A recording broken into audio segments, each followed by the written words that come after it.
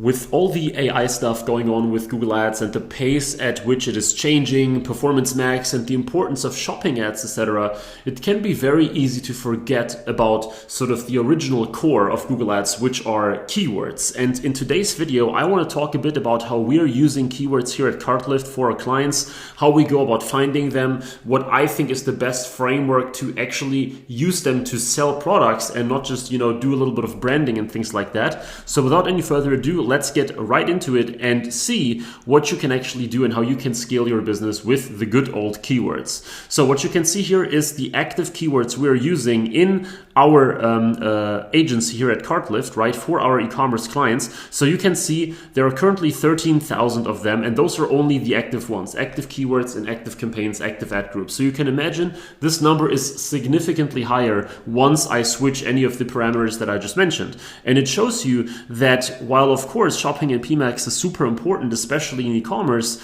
or in the case of shopping only in e-commerce, of course, keywords are still ultra relevant, and we get a very fair chunk of our total revenue and our total, ad spend and everything from keywords. So for the sake of this video, I want to actually use a totally random product, which is magnesium right here. It's literally the first one that I found on Google. And I like to use the supplement example just as in the last video. I promise in the next one there will be another one again, because I think it's a great one to showcase the use of keywords and how to go about it. So what I prepared here is a very quick keyword planner research, right? Or keyword research, you could say. And I just typed in magnesium. I actually used the United Kingdom and the United States for whatever reason, kept English as the language, of course. And what I always like to do is I use Google and search partners. So if you use Google only, that's generally fine. But since usually we keep the search partners enabled and only stop them if we realize that they are not bringing in any value or that they are not underperforming, that's why I always keep them first. So when you are sitting there with your products, with your categories, etc., especially when you're getting started and when your budget isn't too high, the first thing that you should ask yourself is, what is literally the most relevant fit, the most relevant group of keywords that I can possibly target in order to hit your goals, right? In order to sell something, and ideally do so pretty much immediately. Now, these guys here are selling the pure magnesium glycinate, right? Or bisglycinate, however you pronounce that, biglycinate, whatever. But it's that fairly, from what I know, high quality magnesium that gets absorbed very well. So the thing now is, if that is something that you sell, and we have clients selling supplements and we have clients selling magnesium, right? You sit there and you're like, okay, so if I have a huge possible audience, because of course that's not an unknown supplement, it's very, very sort of widely recognized. How can you get that in front of the right customer perfectly? And when you then look through these keyword ideas, right, you can see how this goes from just the main keyword magnesium with a huge amount of monthly searches, magnesium plus, supplement, MG supplement, milk, all these other things. And of course, pretty obvious in this case, but bear with me for a second. What you're searching for, if you're going for the absolute most relevant keywords at the beginning, is that you actually say, okay, is there someone searching for the exact form, right? Like the glycinate or the spy glycinate or whatever, right there. So if you go, what I like to do is I sort by monthly searches in descending order, just because I like to go from, the one that has the most volume and then decide whether this is a good fit for us to the least one. I'm not a big fan of spending too much, attention or paying too much attention to like the bids and the competitiveness, because it always shows high competition. I tend to use the top of page bid low range in my research to get an understanding of like the absolute floor that I might be paying in order to, get one of those keywords. But to me, the most important metric surely is the average monthly searches, right? And that should be very important. So when you're doing your research now, right, and you say, okay, in the beginning, you don't care that much about volume, you care about performance and profitability. So if we go now to the final tab of this video, where you say, okay, you have a low budget, let's say 3,000 a month, 5,000 a month or something like that, right? You want to have, so to speak, let's say your stage 1 keywords or phase 1, let's call this a bit more accurate, where basically in this phase 1, your goal is equals to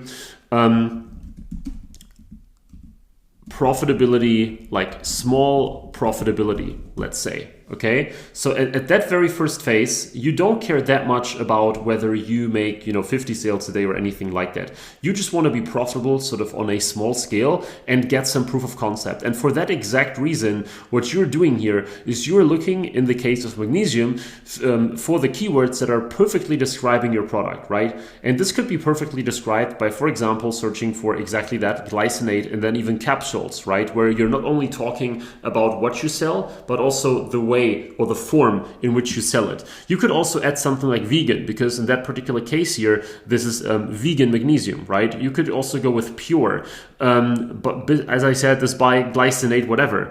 Magnesium with high bioavailability, right? So you could come up with a whole bunch of keywords that might not all be that crazy in their volume, especially something like highly bioavailable magnesium is probably a very niche keyword, but you get the idea. Going through all these based on like lowest hanging fruits and how relevant it is. So something like vegan, yes, it's still relevant, but I guess the vast majority of magnesiums that you can buy these days from all kinds of brands are probably vegan. I know that with our clients who sell them, they are. So that's not a hugely relevant one, but certainly, describing the main product, of course. So in this first phase, therefore, what you're looking to do is you go with most relevant keywords. That should be pretty clear and pretty obvious, right?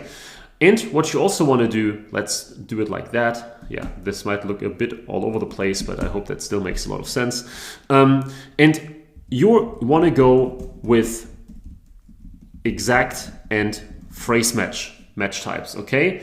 So broad match types are the most powerful further down the line. So if you have scale, if you have conversion data, if you have all these good things, then I can tell you that using broad match is the way to go. And when I look across our largest search campaigns with tons of data, spending 1,000 a day, 2,000 a day, more than that, then we almost always rely on broad match.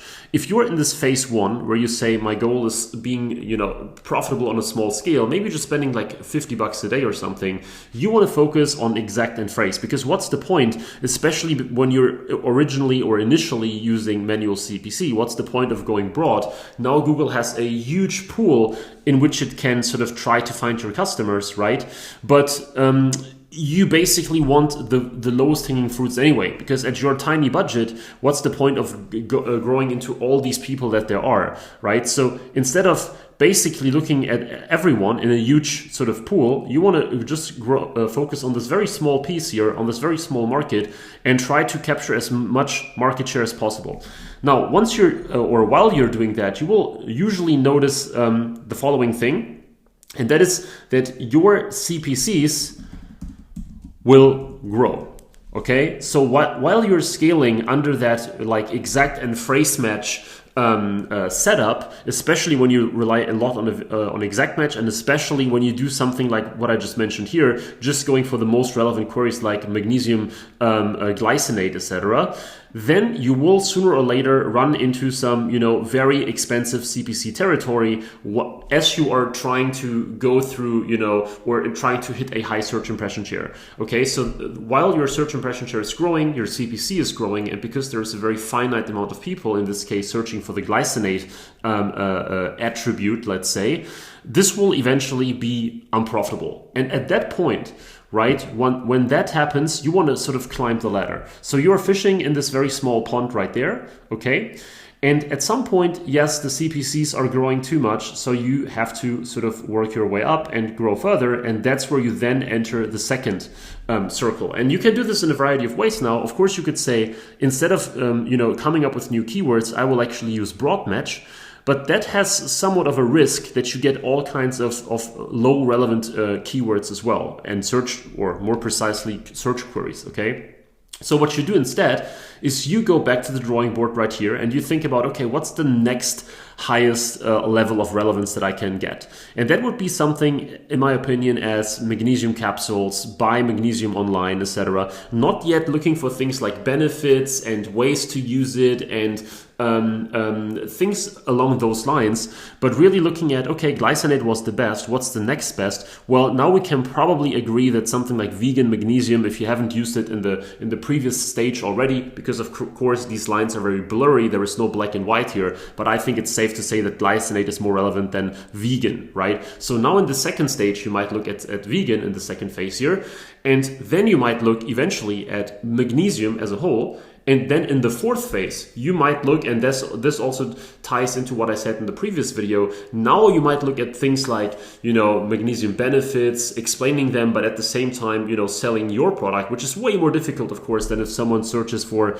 buying magnesium glycinate already, right? That's a totally different challenge, but it is something that might be, in the fourth phase, if you really want to take things to the next level, as well as things like, reducing tiredness, like reducing fatigue, better sleep, and things like that. So basically searching for things that in this case magnesium helps with. This is something that might be useful as a, phase 3, phase 4, maybe even phase 5 keyword. So in other words, if I have to do it here, let's say it would look something like this. Phase 1, super relevant product keywords, like literally the most relevant ones that you can come up with.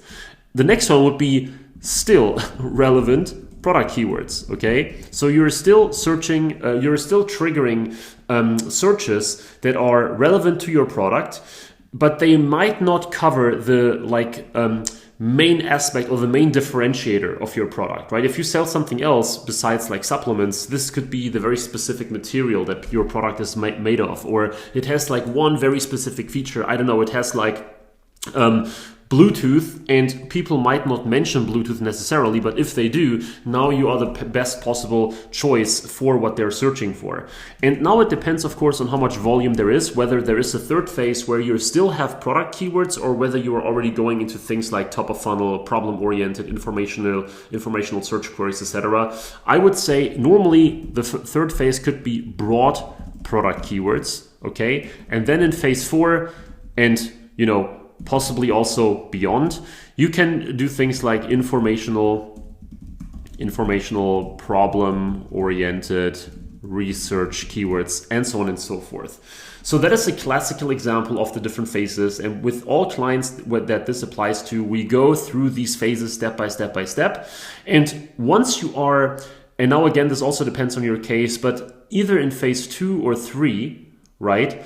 That's where you typically say, okay, before we go into this informational territory, which gets a lot more challenging, and you have to do, editorials usually, and really come up with alternative landing pages possibly, and really rethink your acquisition strategy and your pre-qualification and the ad copy and so on and so forth.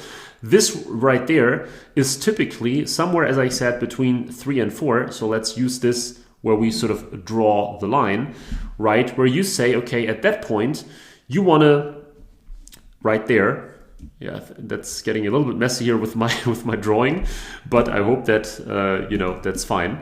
That's where you want to broaden match types. Okay, so instead of going from broad product keywords to informational stuff right away, you use this typically as the turning point where you say, okay, now we want to broaden things up. If at this point you still use all exact match just because there is so much volume in your space that you didn't have to look at phrase and broad too much, which does happen. As I said, we probably spend 80 to 90% of our total ad spend on keywords on search on broad match, or at least a very, very large chunk. But at some point, if you have like a gigantic niche, you can run on exact match while still spending like 10,000 a month or 20,000 a month possibly. So at this point, you're like, okay, instead of jumping to phase 4 where we go very informational, let's actually try going with phrase match instead of exact match, right? Because of course, you're very familiar, I assume, with the different match types. You have exact, which is the most strict. Then you have phrase, which is less strict. And then you have broad, which is like basically you can target all kinds of things, okay? So while you're working your way down, or I guess you could say working your way up, you cast a wider and wider net, but the relevance of your ads goes down and down and down. But there is tremendous benefit in using broad match just because it is the one that works best with all Google's, machine learning and optimization that is going on in the backend. So that's why Google often says, skip exact entirely, kind of skip phrase 2, just go with broad and that's it. But I don't recommend that, especially as I said, on a small budget, and there still is a lot of value in exact and phrase. Especially when you want to test the waters and see what you can get. What's very important here in this case is that you know how the match types work. And it used to be that exact is like really, really strict. So you literally had to type in exactly, or the customer had to type in exactly the keyword that you mentioned. Now it can be all kinds of misspellings. It can be even words that have a very similar meaning. So this is very far from exact anymore, but it still gets pretty close in my opinion. Phrase, on the other hand, is way broader now too. So this is a bit more like broad match has been, couple of years ago, let's say, but still stricter in total. And broad match is literally anything, but Google got pretty sophisticated in not giving you totally random traffic most of the time. So I remember back then, broad match was literally you needed 10,000 negative keywords to do anything. Nowadays, broad match still gives you relevant traffic, but you have to make sure that you stay on top of your search terms and that you always look at what's going on. So this is basically how you approach keywords in Google Ads, especially in an e-commerce setting, working your way up, looking at what you sell, and then doing it step by step to make sure that you're never really overspending or that you're only focused on the most relevant traffic. And if you say that's a bit too much, you don't want to take care of that, you are only running a simple PMAX campaign and you don't know how to scale it to the next level, maybe because you are not doing all the things that you can with Google Ads because you're not aware they exist or how to do them, make sure to check the link in the description to jump on an Ignite call where I show you exactly that and what's possible for your brand, how far it can be scaled depending on what you sell. And this will be no strings attached, fully actionable. So if that's interesting to you, make sure to check that out. I really appreciate you watching this video. Let me know if you enjoyed it. Leave a like, leave a comment below as well, and subscribe to this channel for more Google Ads for e-com content. So thank you very much, and I look forward to see you in the next one again. Bye-bye.